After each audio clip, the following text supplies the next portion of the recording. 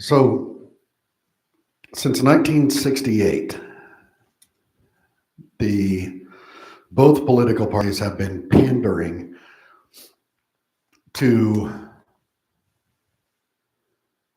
one specific generation. They were so large in number that both political parties had to have their vote. So now we have 56 years later, we have an entire generation who have literally been pandered to their entire adult lives. That's all they know. So when a pastor enters a church, then that is not a part of that generation, and that pastor does not pander to the needs of that generation, what does that generation do? That generation gathers together, gathers numbers together, and they try to force that pastor out. So this is something that's going on not only here, but a multitude of churches all over the nation. And on a side note, what is all that pandering to that generation caused in the United States and around the world? Are we a peaceful nation? Are we a nation that actually does what's right? Or is there chaos all over the world and division? That's what's caused by telling 70 million people that you're going to do what they want you to do.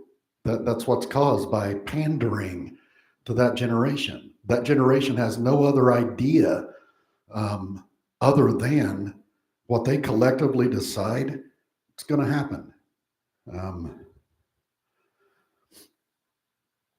But God, on the other hand, God does not pander to people. He does not do what we want him to do.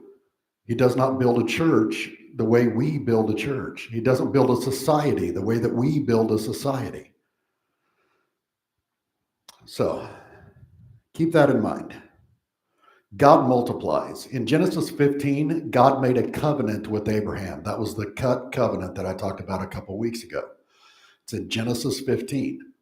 God promised to bless Abraham's seed, which would cause his descendants to be too numerous to count.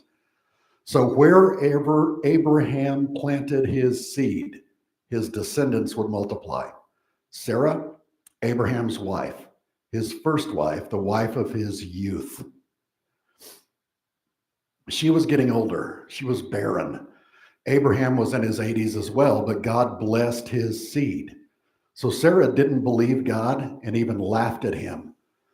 Sarah became insecure and anxious as a result of her disbelief and her lack of faith. If you examine Sarah's story, you'll recognize that everything she did with what her husband had been promised turned terrible and hurt not only her and her husband, but everyone around them, even their descendants. Sarah's name means feisty princess. Some people think that's a cute name and laugh it off, but there is nothing cute about a feisty princess. Feisty princesses hurt the people around them because they lack trust, faith, and humility. Think about a feisty person. Are they peaceful? Are they loving? Are they kind? Are they humble? No, they're not. Think about a princess. Is a princess humble? When you hear the title princess, does humility come to mind? Are they kind? Are they thoughtful? Are they loving? No, they're not. I've personally witnessed a few elders' wives, even a pastor's wife, take what God gave their husband and use the husband's God-given position to elevate themselves in the church. It is terribly distracting, causes the entire church to start to decline when, like Abraham, The elder responds to the feisty princess's self-serving behavior. In every single case of this, in the churches I've served, one of three things happened. The elder puts an end to it in his own household and does not allow his household to interfere with him answering his call from God for the church. Other leadership have to deal with it, which results in the feisty princess picking up an offense and attacking the leadership in place of recognizing her call and her husband's separate call. 3, the feisty princess is left without correction and uses her husband's position to do what she wants to do in the church. The church quickly begins to decline and eventually dissolves. There are no other outcomes for a church with the husband of a feisty princess in leadership. Genesis 15, God gave the cut covenant. That's what I was talking about earlier that does not pertain to you, by the way. Genesis 15, God gave the cut covenant to Abraham. He promised to bless Abraham's seed and promised to be ripped apart if Abraham broke the covenant. That's Genesis 15, read it. Genesis 16, the chapter after, the next thing that happened, tells the story of Sarah going her own way out of insecurity. Sarah was insecure because she was barren. Sarah, again, is Abraham's wife. God had made a promise to her husband, and out of her insecurity, she gave her slave to her husband so Hagar would receive God's promise. Sarah was not a hero of the faith. Sarah took matters into her own hands because she didn't believe in or trust in God. But God took care of Hagar. Genesis 16, God said to Hagar, the slave, "You are now pregnant, and you will give birth to a son. You shall name him Ishmael, for the Lord has heard of your misery. He will be a wild donkey of a man. His hand will be against everyone, and everyone's hand against him. And he will live in hostility toward all of his brothers." What I'd like for you to see here is what Sarah's unbelief caused. On one side, you have the work of God, which is God had blessed Abraham's seed. On the other side, you have Sarah going her own way, which was birthed out of her insecurity and disbelief in God. Moreover, her disbelief in God's authority and power. Her disbelief in God's ability to be a part of Abraham's blessing because she was married to him. But God said Abraham's seed was still blessed. Keep in mind that God never revokes his promises. Never. No matter how we handle them, no matter how anybody else has handled the promises of God, he doesn't take them away. He is true to himself. So when Sarah took matters into her own hands and put Hagar and Abraham together, that was her scheme. The child would be a descendant of Abraham, which meant that he was born into this world a multiplier. God multiplies his promises. He multiplies the blessings. He multiplies the curses. He multiplies the life. He multiplies the death. God blessed Abraham's seed, and in the same way, he has blessed the lives of his children. God has promised his children, not just disciples and not just leaders in the Christian community, but all who are saved and have been blessed by God, by his design, He has given each of his children authority and dominion in this world. His blessing on the lives of his children causes his children to multiply every single thing they do. It is up to us, his children, to make sure we're using this promise to multiply his nature in the world, and that we are not multiplying our own nature, our own will, his nature in this world. Each of us who claim his name over our lives, both converts and disciples alike, have been given amazing power and authority in this world. God's purpose for blessing Abraham's seed was to multiply himself in this world, to plant the seed which would birth an entire nation initially, and later birth a multitude of people who belong to God in this world. It was Abraham listening to Sarah who misused the blessing of God. God didn't hold back his blessing from Hagar, even, or Abraham, or even Sarah. God allowed his people to misuse his blessing and still had mercy on Hagar and Ishmael. Ishmael was the result of insecurity and anxiety, and Ishmael became a nation as well. Ishmael is still a nation, the nation of Islam. Islam is still just like Ishmael, their father, born of Abraham, whose seed was blessed, but still a nation that is a donkey of a nation, always fighting against Israel, Ishmael's half-brother, also born of Abraham's blessed seed. In the same way, God's children have major blessings on their lives even today. Mark, Matthew, James, Matthew again, 3 or 4 times, and John, Philippians, many, many more talk about God blessing and multiplying what his children speak or ask for. There are also multiple scriptures about our tongues, about what we say, and how what we say comes to pass in our lives and in the lives of others. Proverbs 18:21, James 1:26, Proverbs 12:18, 1 Peter 3:10. That only names a few. Talked often, many, many times, this scripture. Out of the abundance of the heart, the mouth speaks. That's such a no-brainer to me.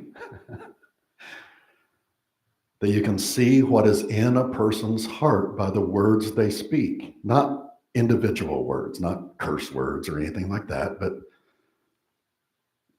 the move and flow of their lives is literally follows what they speak, and what they speak reveals what they have allowed into their hearts. Out of the abundance of the heart, the mouth speaks. The problem is, well, when we recognize that negatives are coming out of a person's mouth, then we must recognize as Christians that negativity has been planted in their heart. So whether they allowed the negativity to be planted in their lives or whether it's an attack on their entire lives, trauma-based, trauma can be locked up in the heart of a person, and out of that comes insecurity, pain, all kinds of terrible things. So when we do recognize that a person's heart is wounded, and what they have allowed into their heart, that we can see into their heart because of the words they speak. And when we see that as Christians, it's not ours to judge and condemn that person. It is ours to help them see what painful things have been planted in their hearts and what they have allowed into their heart, and what God would plant in their heart instead. Nevertheless, out of the abundance of the heart, the mouth speaks. Another scripture, Jesus said in Luke 6:43 through 44, no good tree bears bad fruit, nor does a bad tree bear good fruit. Each tree is recognized by its own fruit. People do not pick figs from thorn bushes or grapes from briars. Again, God has blessed the words we speak. The power and authority behind everything we say is multiplied automatically because God has blessed our tongues, causing what we say to multiply in our lives. And he did that. He did that so we could share in abundance of what he has planted in our lives and in our hearts. So that we could share, so that he could plant peace, for instance, in our lives, and we could speak peaceful things. Born out of insecurity, Ishmael has fought against God's chosen people for millennia and is still fighting. Why? Because God blessed Abraham's seed. Now, why does gossip, slander, opinions, offenses spread so easily through organized religion, and when spread, creates movements which hurt the church, creates movements that destroys people's lives and turn a multitude of people against Christianity and against God? Because God has blessed the words of his children. When God promises something, he sticks to his promise. Whether or not we use his promise his way makes no difference as to whether or not God will keep his promise. He does not revoke the promise just because his children or others misuse it. Terrible things have swept through humanity because his children or others have misused his authority and promises. On a large scale, that's slavery. On a smaller scale, but still incredibly perverted, we have in the church opinions, slander, gossip, and the picking up of offenses. And they are being multiplied. What did Sarah allow into her heart? Faith and trust in God, or insecurity and anxiety? Did Sarah see herself through God's eyes or through her own eyes? Did Sarah believe God and go to him with her self-doubt? Or did Sarah, the feisty princess, laugh at God and go her own way? Sarah going her own way and coming up with her own plan, her own scheme, which met the needs of her insecurity and anxiety. And what did that mean for her and those around her? What did that mean for the rest of the world, even throughout the history of humanity? That meant turmoil, strife, constantly fighting. God has blessed the words that come out of our mouths. That is why we are instructed to take every thought captive and make it obedient to Christ. That is why we are warned about the severe consequences of gossip and slander. That is why we are warned again about the severe consequences of picking up an offense against another child of God. And that is why the world can easily identify hypocrisy in organized religion. That is also why the enemy of God works so hard against the cleansing of our hearts and minds. When God's people speak words that divide, division is multiplied. When God's children speak words that lift up or reveal God's true nature and intentions toward people, God is multiplied on this earth. And when he is multiplied, he draws people to himself. That is why there is a multiplication of dying churches right now. Meaning, older congregations who are selfish have not worked toward the future. They have operated in opinions and offenses, and they're dying. That's why they're dying at such an alarming rate, is because that entire generation has been told that they get what they want. And if they don't get what they want, and they don't, and us servants of God don't serve them instead of serving God, all they have to do is rise up in numbers and vote for a change. But that is not the way God works. And churches like that are shutting down right and left. Churches like that need to repent.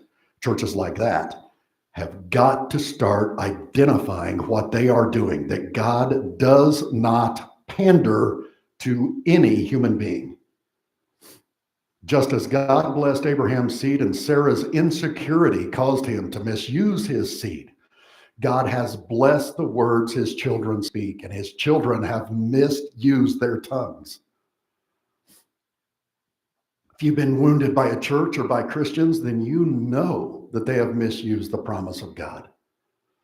They have refused to take their thoughts captive. They have allowed into their hearts many things which are contrary to God's design and purposes. These churches that are dying are no longer trusted. God does not trust them anymore with what he's given them. They are not trusted with the promise of God. It's less about us trusting God and much, much more about, can God trust you with his gospel? God multiplies every single thing in each of our lives and multiplies the movement behind the words we speak. That is one reason why God calls his word a double-edged sword. That is also why I continually talk about what we focus on, we empower. God multiplies everything in his children's lives. We allow both blessings and curses into our hearts. Then we speak those blessings and curses into the world. An insecure person who has latched on to insecurity and anxiety is a person who has not believed God. Just like Sarah, that person creates movements by speaking out of anxiety and insecurity, which creates chaos and instability and turmoil in the world around them and in the lives of other people around them. So consider Hagar, the amount of damage caused to her life because Sarah, being insecure and anxious, felt left out. That's all it was. That is why all of that happened. Sarah felt left out. Here's Hagar. She's young. She's able to bear a child. It's my husband. God said he's going to produce offspring. And then there's me, barren, 80 years old. She felt left out. How did she respond? She responded by creating her own movement, manipulating God's blessing to do so. Consider the damage that did to Hagar's life. So a person who is saved, but only saved, that person we call a convert. They're not yet a disciple. And that person can do horrendous damage to a church, especially if they're given a position of authority in the church or a ministry in the church. They could do great damage to not yet mature Christian lives. Just like Ishmael. Ishmael was chosen by people who misuse God's blessing. And Ishmael will always fight against Isaac, chosen by God to bless people through him. Just like Ishmael and Isaac, people who are converts but not yet disciples will fight against the disciples of Christ. Because converts are misusing what God has blessed. So then we get a rise in gossip, slander, opinions, the picking up of offense against God's more mature Christian disciples. That will continue to divide God's people and divide the people outside from God, even divide the church, and from the church, the people who need him in their lives the most. Why are our churches filled with a multitude of people who demand their own way, who gossip and slander to get their own way and pick up an offense and try to weaken pastors and leadership in the church Why are our churches filled with those kinds of people instead of filled with the homeless? Why? Just like God blessed Abraham's seed and caused his seed to multiply, God has blessed the tongues of his children. Just like Sarah, the feisty princess, many in our churches are creating movements which are self-serving, damaging to others, create movements birthed in a heart of insecurity and anxiety that ends up multiplying division. Our words are blessed by God. Our words have power and authority in this world. What we are witnessing presently, not only in this church, but in this nation, are a huge group of converts who tried to take salvation as a right and a privilege from God in place of receiving a position in God's heart. That is perverted. They have allowed anxiety, insecurity to rule and reign in their hearts and minds, and have released into this world their own curse through gossip, slander, opinions, and picking up offenses. They create tension where God has blessed us with peace. They create division where God has given us unity. They create hatred where God has blessed us with love. And they lose the very control they were seeking to gain when they first spoke the words which God had blessed and multiplied. To be a disciple, a true workman from God, any of us can choose to take our thoughts captive, making them obedient to Christ, allowing only his fruit into our hearts by focusing on who he is, speaking only that which is edifying to build up the listener. Every word we speak, which creates a movement, is already blessed by God, just like God blessed Abraham's seed. When we speak the negative is multiplied, because that is your gift from God. You want people to listen to your opinion? You want to gossip about your pastor? You want to slander your pastor? You want to pick up an offense against your pastor? You want to have an opinion about what your pastor preaches?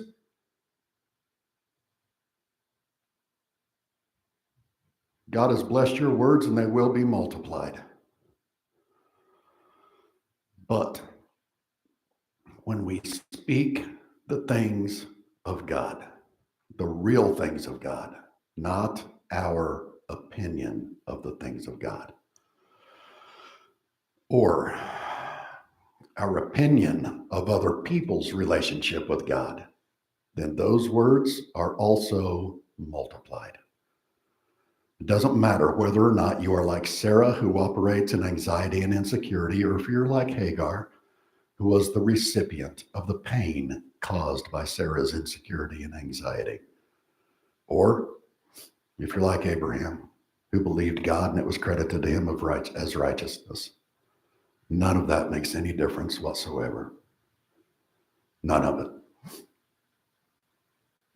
I promise you, there are more people listening to this online who are like Hagar, whose lives have been damaged because of your insecurity, your anxiety, your drive and desire to be pandered to. There are many, many, many more Hagars than there are even Sarahs. God had blessed Abraham's seed. Sarah misused that blessing, and Abraham, Sarah, Hagar, and their children Isaac and Ishmael all suffered as a result. The way you use God's blessing on your tongue will either cause God's heart to move in and around your life, causing the people around you to be multiplied, not just in number, but the multiplication of God's grace and abundance of his presence. Or you will misuse God's blessing and cause pain and division to be multiplied in the lives of the people around you. God said, "This day I set before you blessings and curses, life and death. Simply choose what you're going to multiply in your life. Curses and death, or blessings and life." Because just as God blessed Abraham's seed to multiply, God has blessed your words. which are the abundance of your own heart, to multiply.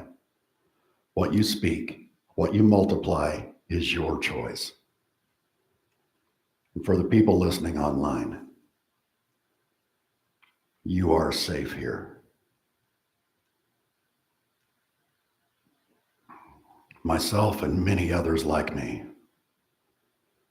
we know why you're watching online and why you're not present. And we know that is because you have either witnessed self-serving people multiply their misuse of God's promise, or you have been wounded by people who have misused God's promises. So I encourage you, lay down anything that even closely resembles an offense you have against the people in the church who have misused God's promises, and realize that those people do not represent God.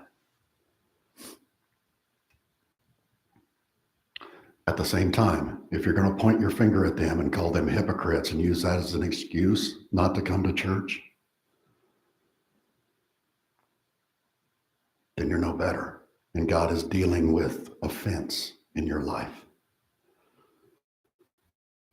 Picking up an offense is a death sentence, the second death. God rejects people who pick up offense.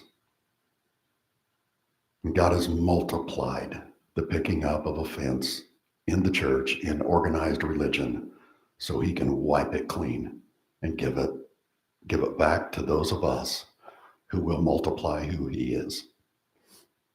That's why I tell you, you're safe. You're safe here.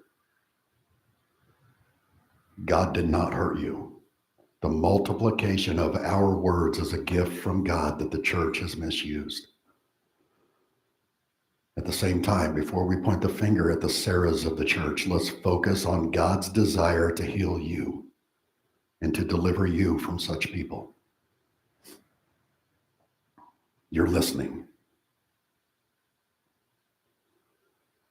So God has in mind something wonderful for you that his children have not made available to you.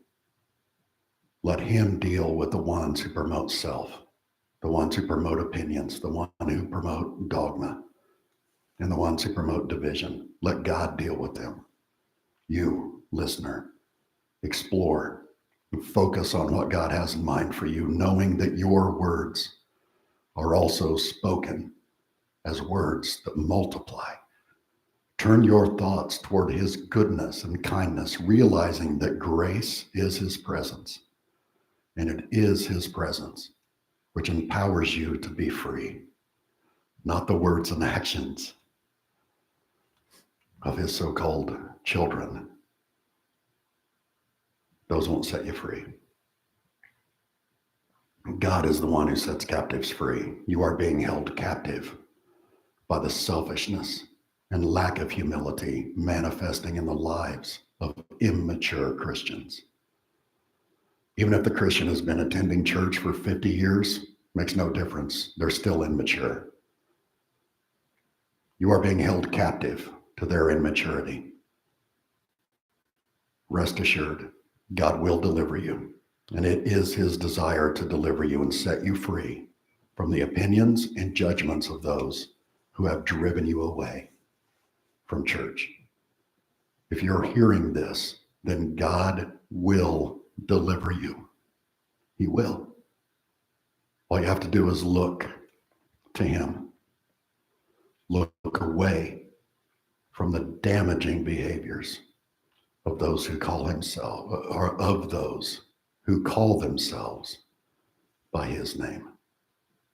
Just because they call themselves by his name, Christians, that doesn't mean he calls them by his name. That doesn't mean that they're going to hear him say, "Well done, my good and faithful servant, my child." They will never hear those words. because everything they're doing is multiplying self. They aren't multiplying God, and you have been the victim of that. And God wants to set you free. He wants to set you free from the damaging behaviors of those who call themselves by his name. God bless you.